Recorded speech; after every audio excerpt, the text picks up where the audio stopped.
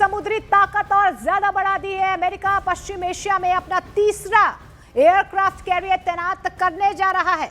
Fox news का यह दावा है कि अमेरिका ने यूएसएस जॉर्ज एच.डब्ल्यू. बुश को भी युद्ध क्षेत्र की तरफ रवाना कर दिया है। और अब बात करते हैं ईरान की मिसाइल पावर की। लेकिन इस बीच आपको बता दें कि अमेरिका की तरफ से किस तरीके से तैयारी कर दी गई है, क्योंकि यह दावा किया जा रहा है कि अमेरिका ने यूएसएस जॉर्ज एच.डब्ल्यू. बुश को भी युद्ध क्षेत्र की तरफ रवाना कर दिया है। रिपोर्ट देखिए।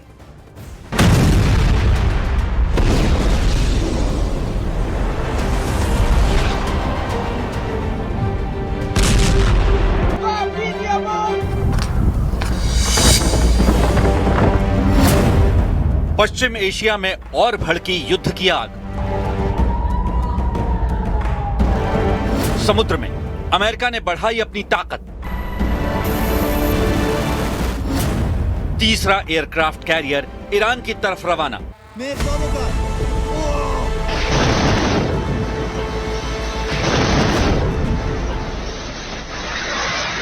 अमेरिका और ईरान के बीच जंग की आग लगातार भड़कती जा रही है। अमेरिका ने ईरान को जितना कमजोर समझा था, ईरान उससे कहीं ज्यादा ताकतवर निकला। दावा है कि ईरान की मिसाइलों ने अमेरिका के एयरक्राफ्ट कैरियर अब्राहम लिंकन को टारगेट बनाया, तो अमेरिका ने समुद्र में अपनी सैन्य मौजूदगी और बढ़ा दी है। अमेरिका पश्चिम एशिया में तीसरा एयरक्राफ्ट कैरियर तैनात करने की तैयारी कर रहा है। फॉक्स न्यूज का दावा है कि यूएसएस जॉर्ज एच.डब्ल्यू. बुश जल्द अटलांटिक पार करके पूर्वी भूमध्य सागर की तरफ बढ़ेगा, ताकि ईरान पर दबाव बढ़ाया जा सके और इलाके में अमेरिकी मौजूदगी और मजबूत हो सके। अगर जॉर्ज एच.डब्ल्यू. बुश भी खाड़ी में पहुंच जाता है तो ईरान के आसपास 3 अमेरिकी एयरक्राफ्ट कैरियर तैनात हो जाएंगे। यूएसएस अब्राहम लिंकन पहले से ही मोर्चा संभाले हुए है। इसके बाद अमेरिका ने यूएसएस जेराल्ड आर फोर्ड को युद्ध के लिए भेजा और अब अमेरिका ने समंदर के राजा कहे जाने वाले यूएसएस जॉर्ज एच.डब्ल्यू. बुश को युद्ध क्षेत्र में उतार दिया है।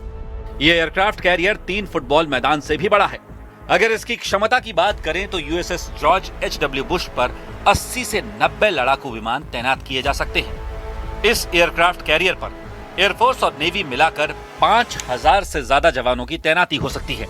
USS George एच.डब्ल्यू. बुश 2 परमाणु रिएक्टर से लैस है और इस पर अत्याधुनिक रडार सिस्टम भी मौजूद है जो इसे दुश्मन के हमले से बचाता है। USS George एच.डब्ल्यू. बुश को 25 साल तक ईंधन की जरूरत नहीं पड़ती।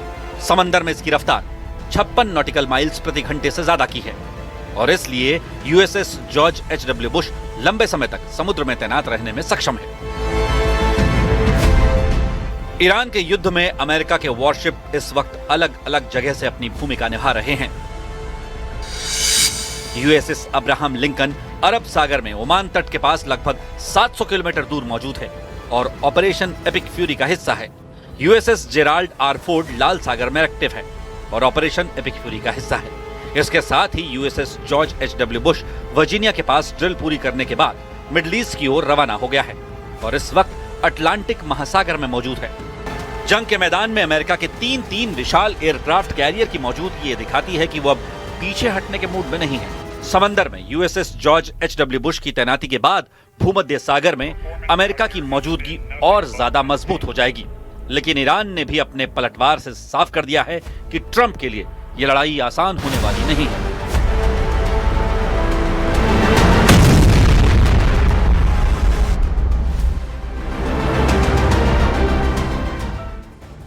तो देखिए, अमेरिका की तरफ से तैयारी पूरी कर ली गई है। अब बात करते हैं ईरान की मिसाइल पावर की। ईरान के पास छोटी से लेकर लंबी दूरी तक मार करने वाली बैलिस्टिक और क्रूज मिसाइलों का बहुत बड़ा जखीरा मौजूद है।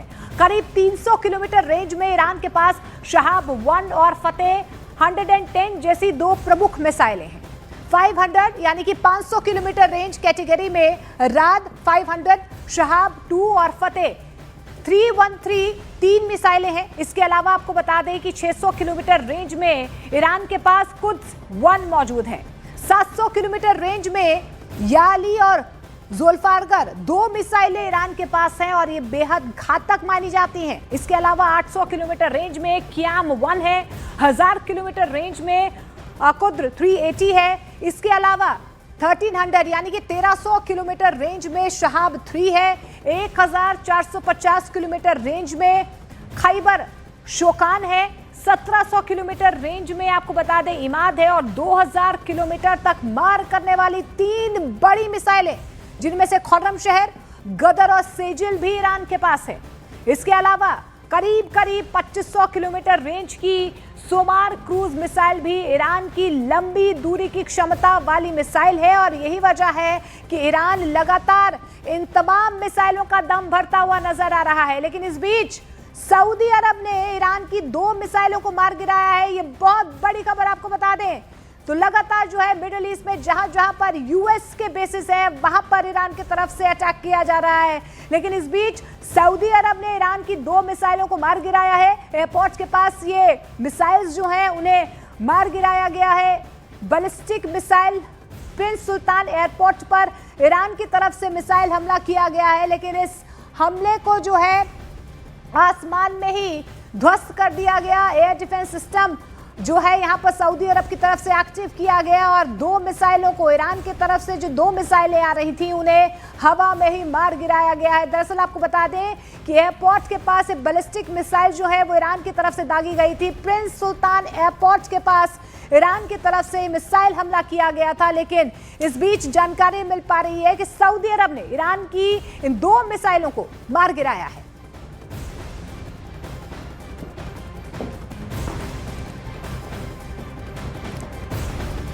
तो एक तरफ अमेरिका धमकियां दे रहा है, वहीं ईरान भी झुकने के लिए तैयार नहीं है। ईरान और इजरायल के बीच जारी जंग अब और ज्यादा खतरनाक मोड़ पर पहुंचती हुई नजर आ रही है। इजरायली सेना का यह दावा है कि ईरान ने पहली बार बैलिस्टिक मिसाइलों के जरिए क्लस्टर बमों से हमला किया है। इन मिसाइलों के जरिए तेल अवीव और मध्य इजरायल के कई इलाकों को निशाना बनाया गया है। क्लस्टर बम ऐसे हथियार होते हैं जो हवा में खुलकर दर्जनों छोटे छोटे बमों में बंट जाते हैं और बड़े इलाके में तबाही फैलाते हैं। हमले के बाद तेल अवीव में लगातार सायरन बज रहे हैं और लोग अपनी जान बचाने के लिए बंकर्स और शेल्टर्स की तरफ भागते हुए नजर आ रहे हैं।